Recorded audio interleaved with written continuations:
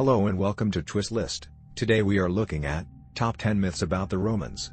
For many, the only exposure to ancient Rome comes from what they have seen in the movies or on television.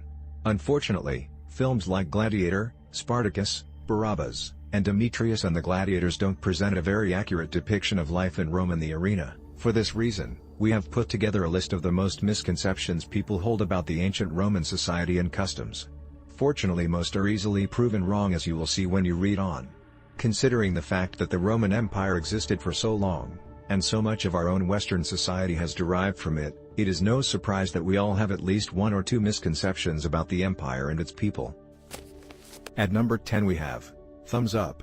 Contrary to popular belief, the emperor did not give a thumbs up or down for a gladiator as a signal to kill his enemy. The emperor, and only the emperor, would give an open or closed hand. If his palm was flat, it meant spare his life; if it was closed, it meant kill him. If a gladiator killed his opponent before the emperor gave his permission, the gladiator would be put on trial for murder, as only the emperor had the right to condemn a man to death. In the image above we see this myth in action. The 9th spot on the list is occupied by Atia. HBO/BBC created an excellent series called Rome, which covers a number of years of the Roman Empire. In the series they have, unfortunately, slandered the good name of one of the main characters, Atia, mother of Octavian, Augustus, and niece of Julius Caesar. In the show she is seen as a licentious, self-absorbed and manipulative schemer who is Mark Antony's lover. In reality, Atia was a highly moral woman, well regarded by Roman society at the time. Tacitus had this to say of her. Number 8 on our list is Vomitoria. A very persistent myth about the Romans is that they would feast until they were full, then visit a room called a vomitorium to vomit the food out so they could start over again.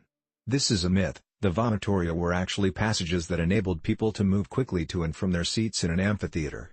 These vomitoria made it possible for thousands of Roman citizens to be seated within minutes. In the photograph above, source, we see a real vomitorium. At number 7 we have Romans spoke Latin. While it is true that the Romans did speak a form of Latin known as Vulgar Latin, it was quite different from the classical Latin that we generally think of them speaking. Classical Latin is what we usually learn at university. Vulgar Latin is the language that the Romance languages, Italian, French, etc., developed from. Classical Latin was used as an official language only.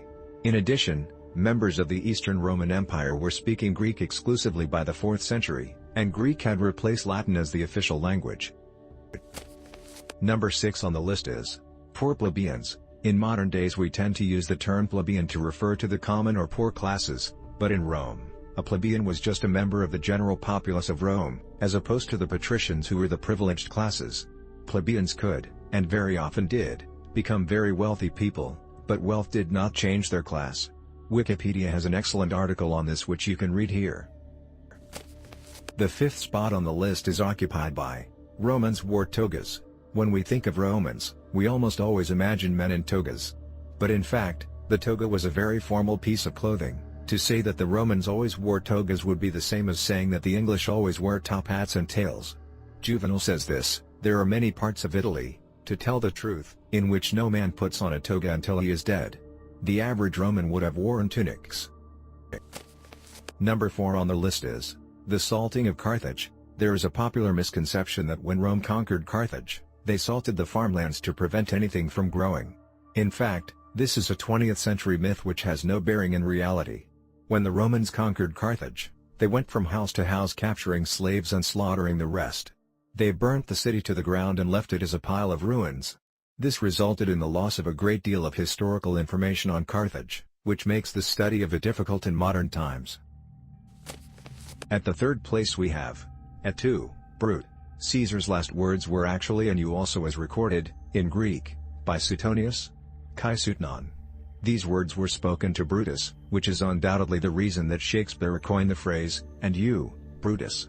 The meaning of his last words is unknown, but it would seem fair to think that he was telling his murderer, "You will be next." Caesar was bilingual, Greek and Latin, and Greek was the dominant language in Rome at the time, so it is not unreasonable that his last words would have been uttered in that language. At the 2nd spot is Gladiators Were All Men. In fact, women were gladiators too, though they were called gladiatrices, or gladiatrix for singular. While the first documented appearance of gladiatrices appears under the reign of Nero, 37 to 68 AD, there are implications in earlier documents that strongly suggest they existed before. A strong condemnation against female gladiators of the Flavian and Trajanic eras can be found in the satire The Sixth of Juvenal, decrying the fact female gladiators were typically from upper-class families and seeking thrill and attention. Emperor Severus banned female gladiators around AD 200, but records show that this ban was largely ignored. And finally, at number 1, Nero fiddled while Rome burned. In fact, most modern historians believe that Nero was not even in Rome when the fire started. The fire started in shops selling flammable goods, though it was later blamed on the Christians, which brought on a new onslaught of persecutions. Nero was actually in Antium when the fire started, and when he heard about it he rushed back to Rome to organize relief efforts. According to Tacitus, the population searched for a scapegoat and rumors held Nero responsible.